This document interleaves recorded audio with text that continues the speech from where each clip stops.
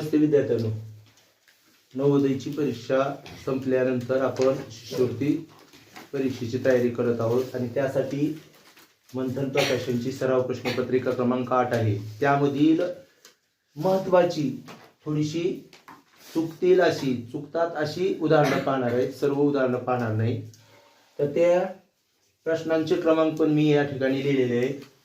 32, 33, 36, 39, 41, 43, 44, 45, 46, 47, 48, 51, 52, 53, 54 हे आपण प्रश्न पाहणार आहोत. त्यातील प्रश्न आपण पाहत आहोत 32. काय 32वा प्रश्न तर पहा, 1 ते 100 पर्यंतच्या एकक स्थानी 3 असलेल्या एकूण मूळ संख्या किती? बघा, आपल्याला मूळ संख्या माहित आहेत, सगळ्यांना पाठ आहेत, परंतु प्रश्न आपल्याला असा विचारलाय की एकक स्थानी 3 असणाऱ्या, मग आपण तशा मूळ संख्या लिहूयात अगोदर. एकक स्थानी 3 असणाऱ्या असा प्रश्न नाही की एकक स्थानी 3 असणाऱ्या 2 अंकी मूळ संख्या, असा नाही प्रश्न. बघा, प्रश्न बदलला की पुन्हा उत्तर बदलणार आहे. 2 अंकी असं वगैरे म्हटलंय का? नाही. मग 1 अंकी सुद्धा धरावी लागेल आपल्याला. 3 ही मूळ संख्या आहे जिचे एकक स्थानी 3 आहे. त्यानंतर 13, त्यानंतर 23, त्यानंतर 33. मात्र जरी एकक स्थानी 3 असलं तरी ती मूळ संख्या नाहीये. त्यानंतर 43, त्यानंतर 53, 43 नंतर 53, त्यानंतर येते 63, पण 63 ही मूळ संख्या नाही. त्यानंतर 73, त्याच्या पुढील संख्या 83 आणि त्यानंतर आहे 93. पण 93 मूळ संख्या होते का? 3 आणि 9, 9 3 12. मग 3 न भाग जातो त्याला, बरोबर. म्हणजे किती संख्या झाल्या? 1 2 3 4 5 6 आणि 6 असा ऑप्शन कुठे आहे? पर्याय क्रमांक 2. काहीही अवघड नाही प्रश्न, फक्त चुकायचं नाही. यानंतर लगेच पाहूया प्रश्न क्रमांक 33. नीट लक्ष द्या. आता 33वा प्रश्न मी असा डिटेल्स लिहिला नाही, पण इथं काय विचारलेलं आहे, अशी आपल्याला आकृती दिलेली आहे. फासा म्हणजे घन असेल किंवा इष्टिकाची ती असेल. तुम्ही ठोकळा बघता की नाही? सापशिडी खेळता, सापशिडीवर असतो बघा ठोकळा. तो टाकलं की साप किती पडलं तेवढे घरानं पुढे जायचं, साप आला की खाली यायचं, शिडी आला की वर चढायचं, असतं की नाही? मग तो जो ठोकळा आहे ह्याच्यापासून कशा प्रकारचा ठोकळा तयार होईल आणि 4 ऑप्शन दिलेले आहेत. हे बघा, ते सगळे ठोकळे वगैरे काढायला वेळ जातो आपल्याला. ऑप्शन्स मला आता तुम्हाला दाखवतो नुसते ऑप्शन्स. तर बघा कसे आहेत ऑप्शन्स. या ठिकाणी जर तुम्ही पाहिलं, तर असे ठोकळे दिलेले आहेत आपल्याला. लक्षात येतंय? आता आपण बघूयात. मी तुम्हाला त्याची थोडीशी माहिती सांगतो आणि त्यानंतर आपण उत्तर बघूयात. लक्षात घ्या. आता बघा, नेहमी लक्षात ठेवायचं, कसंही हे उभं दिलेलं असेल, हे आडवं दिलेलं असेल, कसं पण दिलं तर ठोकळा तयार करताना लक्षात घ्यायचं 1 आणि 1 हा 1 बिंदू आहे आणि हा 3 बिंदू यांची जोडी लावायची. 1 आणि 3, 1 आणि 1 म्हणलं मी, आणि 2 आणि 4 ची जोडी लावायची. बघा, म्हणजे मी काय सांगितलं बघा, 1 आणि कोणाची जोडी लावली? सॉरी, 2 इथं लिहिताना लिहिलं. 1 आणि कोणाची जोडी लावली? 1, त्याच्या गुणिले चिन्ह द्या, आणि 3 का लिहिलं माहिती का? गुणिले म्हणजे विरुद्ध बाजूला. असं 1 आणि 3 हे कुठं असतील? विरुद्ध बाजूला. 1 आणि 1 जे आहेत का विरुद्ध बाजूला, म्हणजे याचा अर्थ काय? 1 जर पुढे असेल तर 3 पाठीमाग असेल. घनाकृती ठोकळा काढून दाखवतो याच्यात, इकडे लक्षात घ्या. आणखी फासा म्हणजेच ठोकळा, इथं असा काढून दाखवतो मी. असा ठोकळा तयार होत असतो याच्यापासून. आणि नीट लक्षात घ्या, 1 जर समोरच्या बाजूला असेल का समोर, तर 3 कुठं असणार आहे? पाठीमाग. मग पाठीमागचं दिसणारच नाही आपल्याला. 1 इथं असेल तर 3 पाठीमागचं दिसेल का आपल्याला? नाही. 3च पृष्ठ दिसणार आहेत आपल्याला, 3 दिसणार नाही. पुढचा दिसेल, पाठीमागचा नाही. उजवीकडचा दिसेल, डावीकडचा नाही. वरचा दिसेल, खालचा नाही. 3 दिसणार आहेत, 3 नाही. मग 1च्या विरुद्ध 3 असणार आहे. प्रश्न नीट समजून घ्या बरं का, असा पुन्हा चुकू नका कधीच. आता दुसरं म्हणजे 2 च्या विरुद्ध काय असणार आहे बाळांनो? 4. ठीक आहे, 2 4. 2 च्या विरुद्ध काय असणार आहे? 4. म्हणजे तुम्हाला 2 जर दिसत असेल तर 4 नाही दिसला पाहिजे. 2 जर दिसत असेल तर 4 नाही दिसला पाहिजे. 4 जर दिसत असेल तर 2 नाही दिसला पाहिजे. लक्षात येतंय ना? आता राहिलं कोणाची जोडी? हे बाजूचा हा आणि हा. काय आहे रे ते? 5 गुणिले 6. हे सुद्धा विरुद्ध असणार आहे. बिंदू असतील, अक्षर असतील, काही पण असू द्या, संख्या असतील. म्हणजे जर तुम्हाला 5 दिसत असेल तर 6 नाही दिसलं पाहिजे. 6 दिसत असेल तर 5 नाही दिसलं पाहिजे. लक्षात आलं तुमच्या मी काय बोललो ते? आणि आता आपल्याला प्रश्न सोडवणं सोपं जाणार आहे. बरोबर? तर पहिल्या ठोकळ्याचा विचार करू आपण. मी पहिला ठोकळा तुम्हाला अगोदर दाखवतोय आणि पहिल्या ठोकळ्यामध्ये तुमच्या लक्षात येईल. हे बघा, हा समोरच्या बाजूला एक बिंदू दिलेला आहे, एक टिंब आहे. म्हणजे 1 च्या विरुद्ध काय आहे तिथं आपण पाहिल्यावर 3. तर 3 ठिपके दिसतात का तुम्हाला? कुठं? तिथं दिसतात का? तो दिसायलेत का? दिसतायत, वर आहेत. म्हणजे पहिला ऑप्शन तर येणारच नाही. पहिला ऑप्शन कटला. का कटला? कारण 1 आणि 3 जर विरुद्ध असतील तर 1 समोर आणि 3 वर कधी येईल का? नाही येणार. क्लिअर? त्यानंतर दुसरा ऑप्शन बघा. दुसऱ्या ऑप्शन मध्ये दुसरा दाखवतो तुम्हाला अगोदर दिसण्यासाठी. समोर 3 आहे, मग 3 च्या विरुद्ध काय आहे रे? 3 च्या विरुद्ध 1. मग 1 दिसतंय का आपल्याला? नाही दिसत. 1 नाही दिसत, म्हणजे असू शकतोय. त्यानंतर बघा, आपल्याला दिसत आहेत किती? वर 4 दिसत आहेत. तर 4 च्या विरुद्ध कोणती संख्या आहे? 2. 2 दिसत आहेत का आपल्याला तिथं कुठंतरी? नाही, म्हणजे असू शकतं. आणि उजव्या बाजूला किती आहेत? 5. 5 च्या विरुद्ध काय असलं पाहिजे? 6. तर 6 पण दिसत नाही, म्हणजे हे येऊ शकतंय, हे येऊ शकतंय. पर्याय क्रमांक 2 येऊ शकतो. आता पर्याय क्रमांक 3 चा विचार करूयात. पर्याय क्रमांक 3. आता पर्याय क्रमांक 3 मध्ये जर पाहिलं तर समोर 5 आहेत. समोर 5 आहेत. मग 5 च्या विरुद्ध काय असायला पाहिजे? 6. 6 दिसत आहेत का तिथं कुठं? 6 दिसत आहेत का? वरच्या बाजूला दिसत आहेत की मला. मग 5 च्या विरुद्ध 6 आहे म्हणल्यावर 6 दिसलं पाहिजे का? नाही, कटला तो पर्याय. म्हणजे पर्याय क्रमांक 3 पण येत नाही. आणि त्यानंतर पर्याय क्रमांक 4 मध्ये बघा. पर्याय क्रमांक 4 मध्ये बघा, हा 3 आपल्याला समोर दिसत आहे. मग 3 च्या विरुद्ध काय आहे तिथं? 1. 1 दिसतंय का आपल्याला? ठोकळा 1 असा बिंदू दिसतोय का? म्हणजे येऊ शकतंय समजा. पुन्हा उजव्या बाजूला किती आहेत? किंवा वरच्या बाजूचा विचार करू. वर किती आहेत?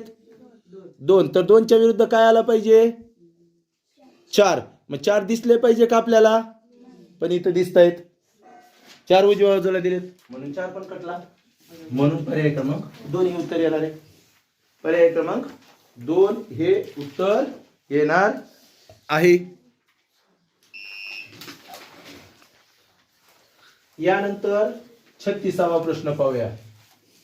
36वा प्रश्न काय आहे? प्रश्न पहा. प्रश्न तसा सोपा आहे, पण का घेतलाय? चूक होते म्हणून. बघा, 25,50,272 अधिक रिकामी चौकट बरोबर 30,89,552. आता काय होतं माहिती का? काय करायचं हेच कळत नाही. याच्यासाठी छोट्या उदाहरणाचा अगोदर आपण आधार घ्यायचा.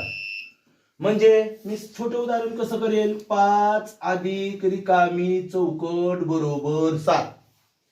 बघा, तसंच उदाहरण आहे. ही संख्या म्हणजे 5, ही संख्या ही रिकामी चौकट आणि उत्तर 7 येत आहे.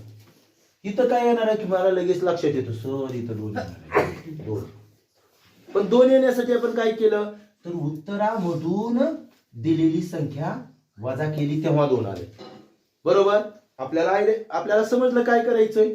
म्हणजे उत्तरामधून आपल्याला काय करावं लागणार आहे?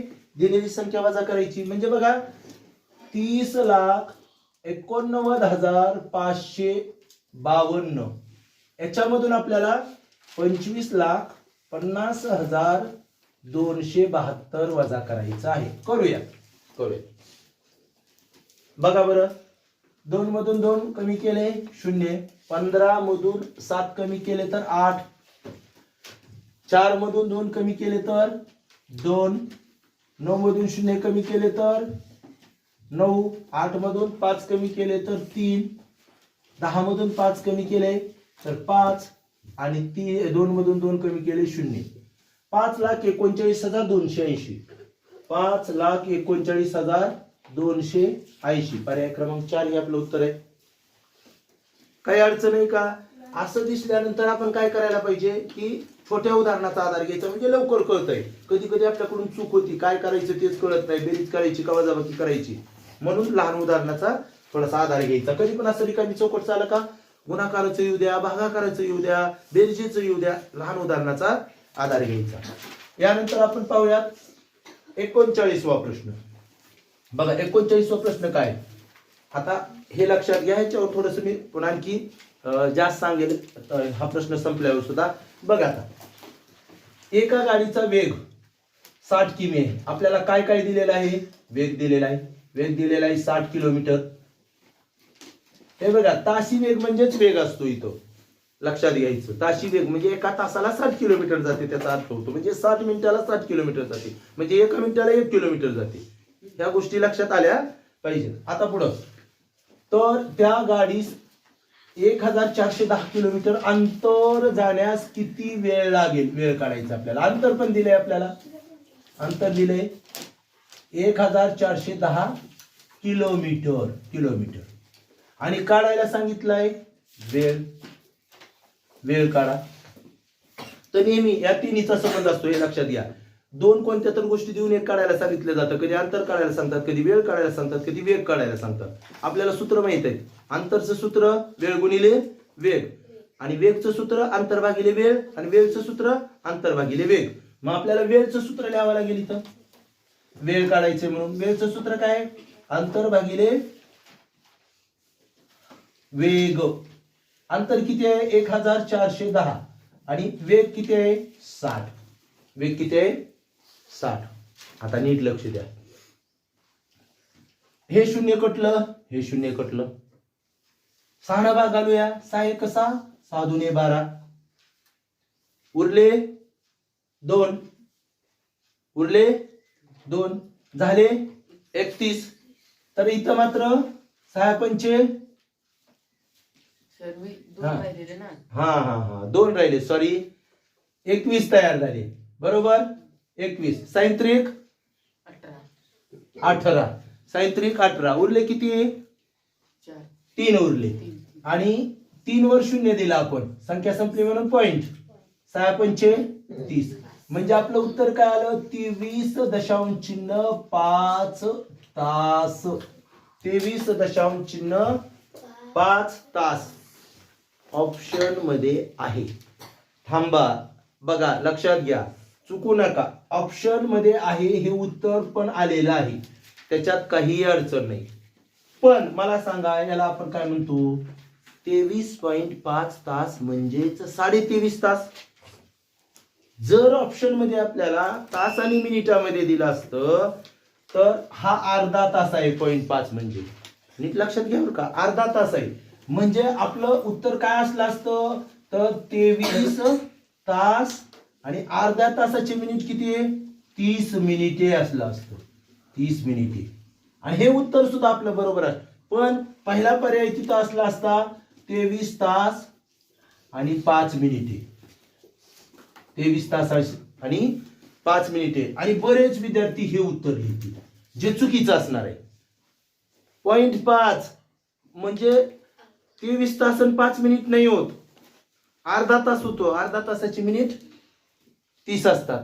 मग हे उत्तर बरेच विद्यार्थी लिहितात, म्हणून मी तुम्हाला सांगतोय. आता आणखी बघा, असं जर पॉइंट मध्ये तास दिले तर त्याचं तास मिनिट कसं करायचं ते लगेच सांगतो ह्याच उदाहरणात, म्हणजे आपल्याला पुढे अडचण येत नाही. आता बघा, या ठिकाणी इकडे सांगतो. हा प्रश्न पुसून नीट लक्षात घ्या. आता कधी पण एकच ह्याच्यानुसार घेतो म्हणजे तुमचा क्लिअर होईल आणि पुन्हा आयडिया तुम्हाला करावंच लागणार नाही. आता बघा समजा मी असं घेतलं 3.1 तास 3.1 तास म्हणजे किती तास आणि किती मिनिट आपल्याला काढायचे बघा बरं का. आता हे 3 तास तर झालेच पॉइंटचे, हे 3 तास. प्रॉब्लेम राहिला फक्त मिनिटांचा. तर ह्याची स्थानिक किंमत किती आहे हे दशांश रूपात लिहिलेलं आहे. ह्याची स्थानिक किंमत किती असते याची 1/10 असते कधी पण 1/10 आणि एका तासात मिनिट किती असतात 60 म्हणून गुणिले 60 करायचं गुणिले 60 10 1 10 10 की 60 6 1 6 किती मिनिट आले रे बाळांनो हा म्हणजे 3 तास 6 मिनिटे. हे नेहमी लक्षात ठेवा. बघा ह्याच्याशी संबंधित पुन्हा गणित चुकायचं नाही. आता बघा मी इथं काय करणार दुसरा एकच घेतो म्हणजे तुमच्या कायम ध्यानात येईल 3.2 तास घेणार आणि तुम्ही पुन्हा कधीच गणित करणार नाही. मी इथं 4-5 वेळा घेतलं की तुम्ही डायरेक्टली उत्तर सांगणार. आता बघा ह्याची स्थानिक किंमत काय असणार आहे दोनची. हे 3 तासला तर 3 तास आहेच आपल्याला काय असणार आहे 2/10 दशांशला म्हणजे छेद 10 शतांशला असलं की छेद 100 असतो. हे दशांशला आहे गुणिले 60च करावं लागणार बरोबर. मग काय होईल 10 6 60 6 2 12 किती मिनिट आले 12 मिनिटे. बघा बरं आता मी तुम्हाला इथं लिहिणार 3 दशांश चिन्ह 3 तास. आता तुम्ही मला सांगायची गरज पडणार आहे असं वाटतंय डायरेक्ट उत्तर येईल. काय येणार आहे 3 तास 18 मिनिटे. बघा आता केलं का गणित आपण. पुन्हा मी जर लिहिलं 3 दशांश चिन्ह 4 तास तर काय येईल 3 तास कसं काय लवकर यायला लागलं बघा बरं आपल्याला 24 मिनिटे. जर मी लिहिलं 3.8 तास 3.8 तास तर 3 तास एकदम बरोबर 48 मिनिटे. आता काय करायची गरज आहे का मग तुम्ही आता पुन्हा चुकणार का. आता लक्षात घ्या इथं एक असलं पॉइंट 1च्या पुढे तासाच्याच बाबतीत बोलतोय बरं का. तासाचे मिनिट बनवताना 1 असेल तर 6 लक्षात घ्यायचं आणि जेवढं असेल 6चा पाडा तिथपर्यंत म्हणायचा 6चा पाडा म्हणजे जर 8 पर्यंत असेल तर 6 8 48. पुन्हा समजा 3.9 तास असेल तर आपण 9 पर्यंत 6चा पाडा म्हणणार म्हणजे काय होणार आहे 3 तास किती 54 मिनिटे 3 तास 54 मिनिटे. आता तुम्ही मला मी काही पण लिहिलं तर लगेच सांगाल. समजा मी असं लिहिलं आता 18.4 तास किती तास किती मिनिटे 18 तास 24 मिनिटे. 6चा पाडा 4 पर्यंतच म्हणायचा लक्षात घ्या. काय येणार आहे याचं 18 तास 24 मिनिटे. काय आता करायची गरज आहे का आपल्याला अडचण व्हायची गरज आहे का कधी पण नाही आली पाहिजे. समजलं लक्षात आलंय. यानंतर आपण पाहूया पुढील प्रश्न क्रमांक 41. तर बघा आणि 43 हे 2 प्रश्न पाहणार आहोत. तर 41वा प्रश्न पहा काय आहे तो. 9 ही दुसरी चौरस संख्या मानली तर क्रमाने येणारी 17वी चौरस संख्या कोणती. चौरस संख्या म्हणजे वर्ग संख्या. चौरस संख्या हे बघा चौरस संख्या म्हणजेच वर्ग संख्या हे लक्षात ठेवा. चौरस संख्या म्हणजेच वर्ग संख्या. आता आपल्याला म्हटलंय 9 ही दुसरी चौरस संख्या मानलेली आहे. मला सांगा मी संख्या सांगतो चौरस संख्या. आता पहिली चौरस संख्या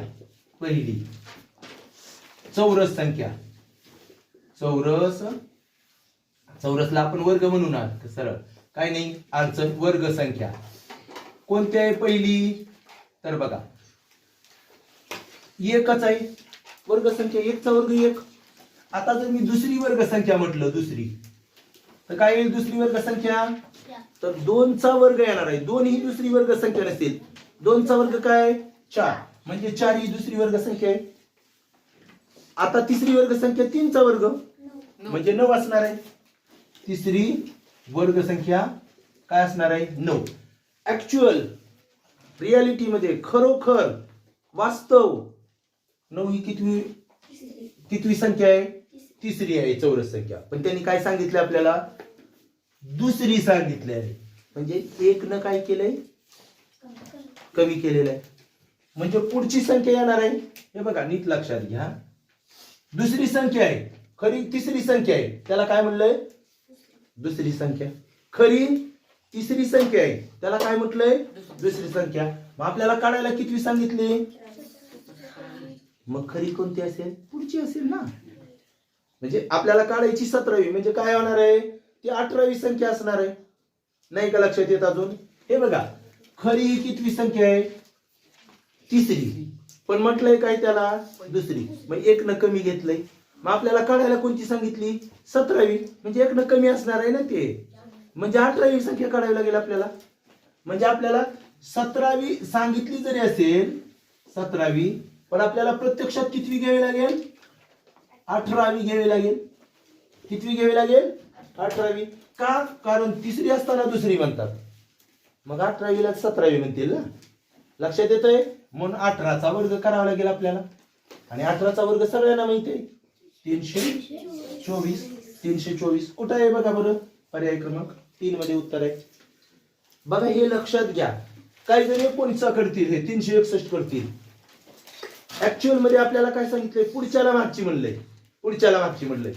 तिसऱ्याला दुसरी म्हटलंय. मग आपल्याला 18वीला 17वी म्हणावं लागेल ना. बरोबर आहे का? हे लक्षात घ्या. ओके. त्यानंतर आपण पाहूया 43वा प्रश्न.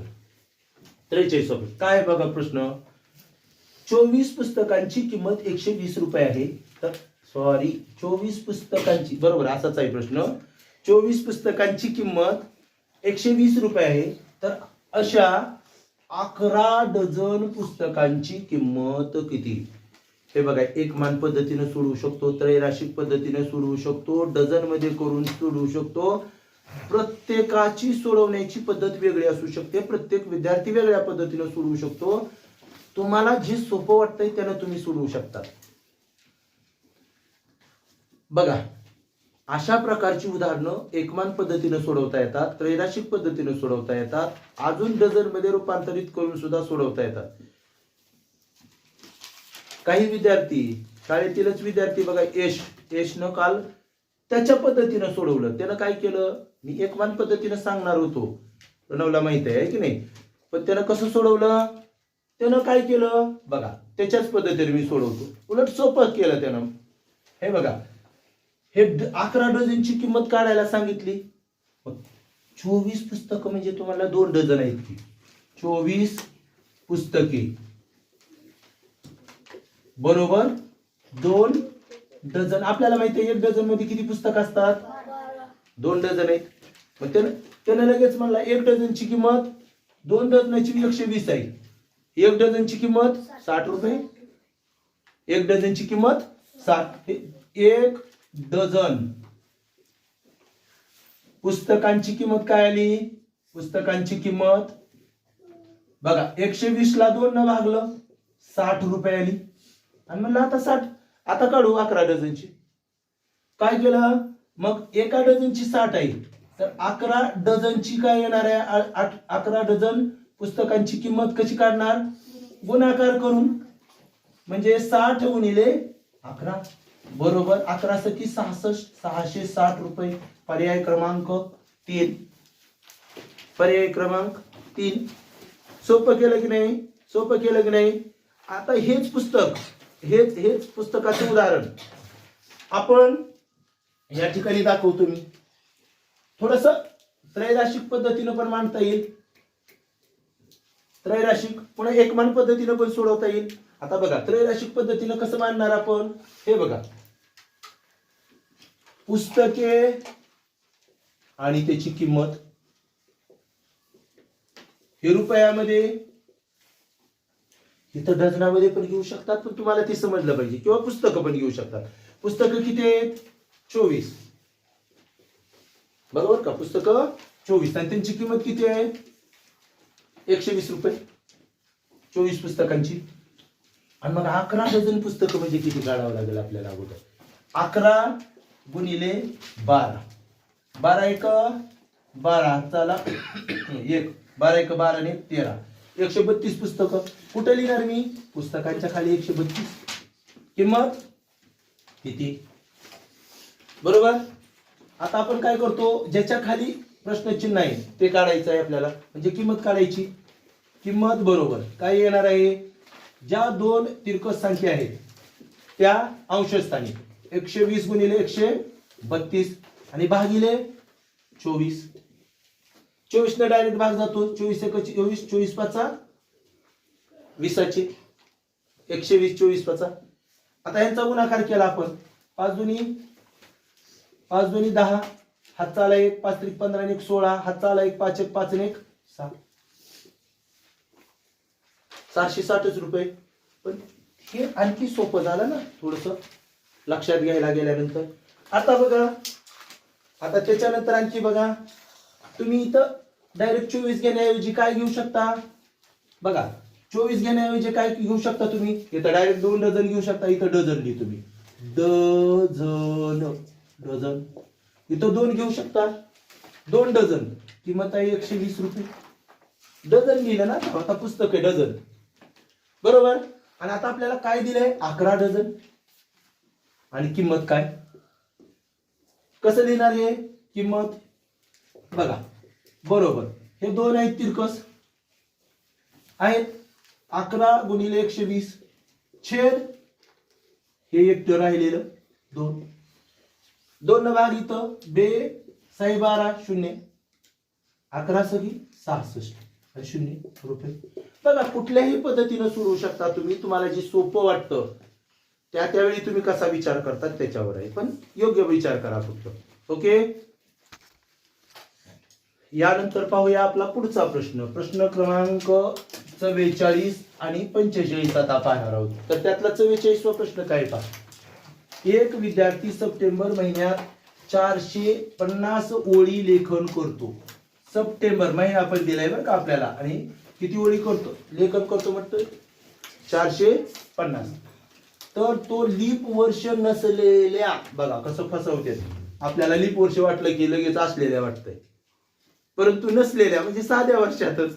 बरोबर आहे की नाही? साधं वर्ष. फेब्रुवारी महिन्यात किती ओळी लेखन करेल? बघा प्रश्न काही अवघड आहे का? तसा नाही. मला सांगा सप्टेंबर महिन्यात किती दिवस असतात? बरोबर. सप्टेंबर महिन्यात हे बघा, सप्टेंबर महिना कोणता पण असो, लीप असो अगर काही असो, आपल्याला काय सप्टेंबर महिना किती दिवस असतात? 30 दिवस. बरोबर. आणि पुढे काय म्हटलंय माहिती का आपल्याला? लीप वर्ष नसलेल्या फेब्रुवारी महिन्यात, म्हणजे लीप वर्ष नसलेल्या फेब्रुवारी महिन्यात किती दिवस असतील? 28च असणार. किती दिवस असणार? 28 दिवस. बरोबर. मग आता जर सप्टेंबर महिन्यात 430 ओळी लिहित असेल तर एक दिवसाला कसं काढणार आपण? एकूण ओळी भागिले दिवस. आणि आपल्याला किती दिवसाचं काढायचंय? 28. किती दिवसाचं काढायचंय? 28 गुणिले 28. एकमान पद्धतीनं सोपं जातंय. जिथं ज्या पद्धतीनं सोपं जाईल त्या पद्धतीनं आपण सोडवायचं. मग आता बघा, मग काय येणार आहे फेब्रुवारी महिन्यामध्ये? फेब्रुवारी महिन्यात किती लेखन करेल? तर बघा अगोदर सप्टेंबर 450 भागिले 30. का 30 न भागलं? सप्टेंबर महिन्यामध्ये 30 दिवस होते, म्हणजे एका दिवसात किती ओळी लिहितोय ते येतंय. आणि काढत बसायचं नाही, डायरेक्ट गुणिले कोणत्या महिन्यातलं काढायचंय? फेब्रुवारी. एकाचं आलं. हे बघा नेहमी लक्षात घ्यायचं, कधी कधी इथं भाग जात नसतो किंवा दशांश मध्ये भाग जातो आणि मग आपल्याला अडचणीत जातं. त्याच्यापेक्षा नुसतं मांडलं म्हणजे आलं. भागाकाराच्या रूपात मांडलं म्हणजे तुम्ही ते सोडवलंय. आणि कितीचं काढायचंय ते गुणिले लगेच करून टाकायचं इथंच 28. आणि आता संक्षिप्त रूप देणं आणखी सोपं जात असतं कधी पण. आता समजा इथं भाग जात असेल तो भाग वेगळा, पण कधी कधी भागच जात नाही, ह्या दोन्हीला पॉइंट मध्ये येत असतो उत्तर. मग आपल्याला अडचण होते की नाही? त्याच्यापेक्षा आपण अगोदरच मांडून घ्यायचं. मग बघा 0 0 3 1 3 3 1 3 3 5 15. 15 आणि 28 यांचा गुणाकार. 15 आणि 28 यांचा गुणाकार. 15 8 120. आज चले 12. 15 2 30 आणि 12 42. म्हणजे किती ओळी लिहिल्या जातील फेब्रुवारी महिन्यात? 420. 420 आकडा लय भारी असते बरं का. 420 कुणाला म्हणते 420? फसवणारा, जो फसवणारा माणूस, लबाड फसवणारा माणूस, त्याला 420. तर 420 उत्तर आलंय आपलं बरं का. लक्षात घ्या 420. पण तुम्ही 420 बनवू नका, नका बोलू. ओके. आता यानंतर आपण पुढील प्रश्न बघूया. 45वा प्रश्न बघा. हा पण प्रश्न फार सोपा आहे, पण काही काही जणाला काय झालं माहितीये का, म्हणजे कसं करावं तेच कळालं नाही, काय करायचं तेच कळालं नाही. सममूल्य अपूर्णांक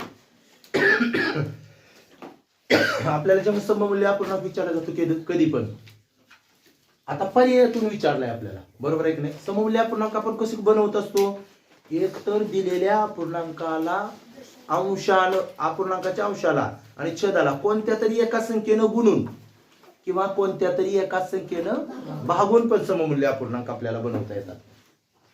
मग आता सममूल्य अपूर्णांक आहे का नाही हे करण्यासाठी सगळ्या अपूर्णांकाला संक्षिप्त रूप द्यायचं, अतिसंक्षिप्त रूप द्यायचं, ज्याची किंमत वेगळी येईल तो वेगळा आहे, सममूल्य नाही. आता बघा आपल्याला दिलेला अगोदर हा पूर्णांक आहे 16/40. याला आधी संक्षिप्त रूप देऊन टाकू. तो काय आहे बघू अगोदर. बघा बरं, याला दोन्हीला कोणत्या मोठ्यात मोठ्या संख्येनं भाग घालवायचा लवकर उत्तर सोडवायला. 8 न जातोय, मग 8 दोन्ही 16 आणि 8 पंचे 40, म्हणजे त्याची किंमत काय आहे 2/5. तो सममूल्य आहे. आपण भागून तयार केलाय. आता भागलं की 8 न भागलं दोघांना पण, सममूल्य आपलं काय. आता ह्याच्यात पण सगळ्याची किंमत 2/5 आली पाहिजे, आणि ज्याची येत नाही तो सममूल्य नाही, ज्याची किंमत येणार नाही तो सममूल्य नाही. चला घालूयात पहिल्याला भाग. आपण कशाने भाग जातो बघूयात.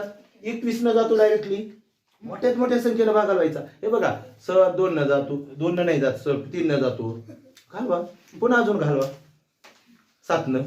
हे होण्यापेक्षा मोठ्यात मोठी संख्या म्हणून 30 पर्यंत पाडायला पाहिजे, कमीत कमी 30 पर्यंत पाडायला पाहिजे. 21 दोन्ही 42 आणि 21 5 105, म्हणजे याची किंमत काय आली 2/5. याच्या एवढी आली बाबा, आली. आता दुसऱ्याचा विचार करूया. 15 न भाग जातोय दोघांना पण, जातो. 15 दोन्ही 30, 15 5 75, हा पण आला. आता याला पण 14 न जातोय दोन्हीला पण, घालूयात. 14 दोन्ही 28, 14 5 70, ह्याची पण किंमत आली 2/5. आलं उत्तर न करता. पर्याय क्रमांक 4 करून बघूया. 13 न भाग जातोय आता, बरोबर आहे की. 13 दोन्ही आणि 13 6 78, 13 78, 2 ह्याला अजून संक्षिप्त रूप देता येते. डायरेक्ट 26 न भाग जात होता इथं, 26 1 26, 26 3 आलं असतं, पण नाही घालवलं तर इथं घालूया. 2 1 2 3 6 किंवा 26 1 26, 26 3 78. ह्याची किंमत काय आली रे, वेगळी, म्हणून उत्तर हे तो सममूल्य अपूर्णांक नाही. आलं की नाही लक्षात. काय अवघड आहे का. चला यानंतर आजचे आपण सगळे प्रश्न नाही होत, 48 पर्यंतच प्रश्न घेऊयात. 2 प्रश्न आणखी घेऊयात. तर बघा 46वा प्रश्न आहे, खालीलपैकी सर्वात लहान अपूर्णांक कोणता. हे बघा सर्वात लहान अपूर्णांक पाहत असताना तुम्हाला अपूर्णांक लहान मोठे पाहताना, छेद समान असताना, अंश समान असताना, अंश आणि छेदात समान फरक असताना हे सगळं माहित आहे, पण विसरतय. आणि म्हणून लक्षात घ्यायचं की आपल्याला विचारलेला आहे सर्वात लहान अपूर्णांक. आता या अपूर्णांकाचं जर पाहिलं आपण, छेद सगळ्यांचे वेगळे आहेत, अंश पण सगळ्याचे वेगळे आहेत, म्हणजे समान छेद किंवा समान अंश असलेले अपूर्णांक नाहीत. मग काय करावं लागेल आपल्याला, तर अंश आणि छेद यांच्यामध्ये समान फरक आहे का बघावं लागेल. तर बघा लक्षात घ्या, 2 3, 3 4, 4 5 आणि 5 6 एकचाच फरक असणार आहे. मग ह्याला एक नियम आहे बघा, आहे की नाही. आणि ही सगळी छेद अधिक आहेत. बघा अंश आणि दोन्ही पद्धतीने सांगतो, अंश व छेद यांच्यात समान फरक आहे. कितीचा फरक आहे, 1. फरक समान आहे, तो पण 1चा आहे. आणि त्याच्यामध्ये पण हे कसले अपूर्णांक आहेत, छेदाधिक. छेदाधिक कोणाला म्हणायचं, ज्याचा छेद मोठा आहे तो. सगळे छेदाधिक आहेत बघा, अंशापेक्षा मोठे. त्यावेळी काय असतो, ज्याचा अंश छेद मोठा तो मोठा, ज्याचा अंश छेद लहान तो लहान. अंश छेद ज्याचा लहान, अंश व छेद ज्याचा लहान, छेद लहान तो काय असतो, तो लहान असतो. मग बघा बरं लहान कोणता आहे, अंश छेद लहान, तर इथं 2 अंश छेद 3 हे उत्तर येणार आहे. पण जर तुम्हाला लक्षातच येत नसेल, आता इथं मोठा कोणता असेल, मोठा बघा मोठा कोणता असेल, तर ज्याचा अंश छेद मोठा तो मोठा. 5 अंश छेद 6 मोठा आहे, 5 अंश छेद 6 मोठा आहे. आपल्याला विचारलाय काय, लहान. लहान कोणता येणार आहे, पर्याय क्रमांक 1. काय सांगितलं मी, एक तर नियम लक्षात ठेवा. आपल्याला माहित आहे छेद समान असताना बघा 3 नियम लक्षात ठेवा. छेद समान असताना ज्याचा अंश मोठा तो मोठा, अंश समान असताना ज्याचा छेद लहान तो मोठा, आणि अंश आणि छेद यांच्यामध्ये समान फरक असताना आणि छेद अधिक अपूर्णांक असेल तर ज्याचा अंश छेद लहान तो लहान, ज्याचा अंश छेद मोठा तो मोठा. ह्याच्या विरुद्ध असेल, हे ह्याच्या विरुद्ध, तर ह्याच्या विरुद्ध होणार. लक्षात घ्या, ज्याचा अंश छेद मोठा तो लहान होणार पुन्हा. म्हणजे कसं, हे जर 6 अंश छेद 5 आणि इथं लिहिलं मी 3 अंश छेद 2, तर याच्यामध्ये हे कसले आहेत, पण आता छेदाधिक आहेत का, नाही अंशाधिक आहेत. अंशाधिक. आता मात्र अंशाधिक आहेत म्हणल्यावर ह्याच्या विरुद्ध क्रिया होणार. ह्याच्या विरुद्ध क्रिया होणार म्हणजे मोठा होणार हा मोठा आणि हा होणार लहान. हे लक्षात घ्या. पण मला हे काहीच समजलं नाही समजा, पण मला हे काहीच समजलं नाही असं समजा तुम्हाला समजतंय, तुम्ही तशी हुशार आहेत अशी मला वाटतंय. कदाचित माझं चुकीचं असेल, पण तरी पण हे काहीच समजत नसेल तर सगळ्यात बेस्ट वे दशांश मध्ये करणं, सगळ्यात बेस्ट वे.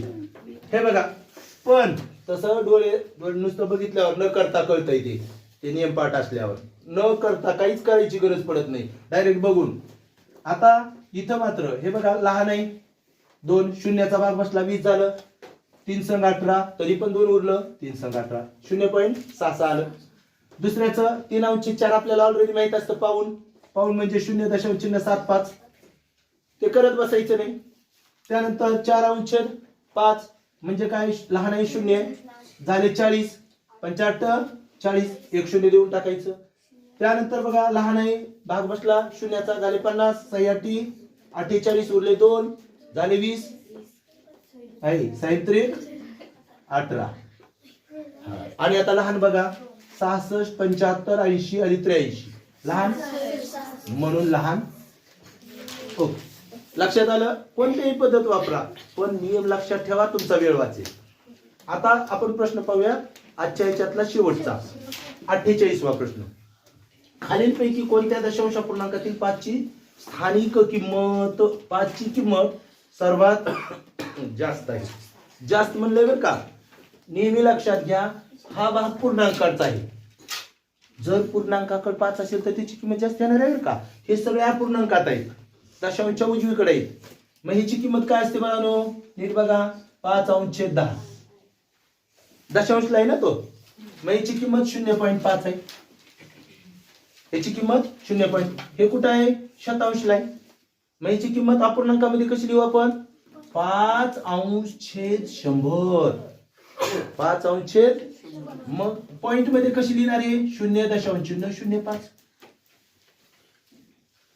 इथं जर पाहिलं तर ही कोणत्या स्थानी आहे, सहस्त्रांश, म्हणजे त्याची स्थानिक किंमत अपूर्णांकात 5 अंश छेद 1000. आणि दशांश मध्ये काय येईल, 0.005. आता इथं दशांश चिन्हाच्या पुढे किती अंक आहेत बाळांनो, 3. इथं किती आहे, 2. इथं किती आहे, 1. मग आपण लक्षात घ्यायचं की सगळ्यांचे सारखे बनवायचे. इथं 3 आहेत तर ह्याचे पण 3 बनविले 0 देऊन, ह्याचे पण 3 बनवले. आता तुम्हाला लगेच ओळखायला येईल कोणाची किंमत जास्त आहे. आपल्याला कोणाची किंमत सर्वात जास्त आहे विचारले, कोणाची जास्त आहे, 0.500. आणि इथं मात्र 50च दिसतंय तुम्हाला, आणि इथं तर 5च दिसतंय. मग कोणाची जास्त आहे, पर्याय क्रमांक 1. म्हणून उत्तर येणार आहे पर्याय क्रमांक 1. आज आपण त्या प्रश्नपत्रिकेतले 8व्या प्रश्नपत्रिकेतले थोडेसे चुकणारे प्रश्न, अवघड नाही म्हणता येणार पण चुकणारे प्रश्न बघितलेले आहेत. यानंतर पुढील आपण पाहूयात, त्या ठिकाणी थांबूयात.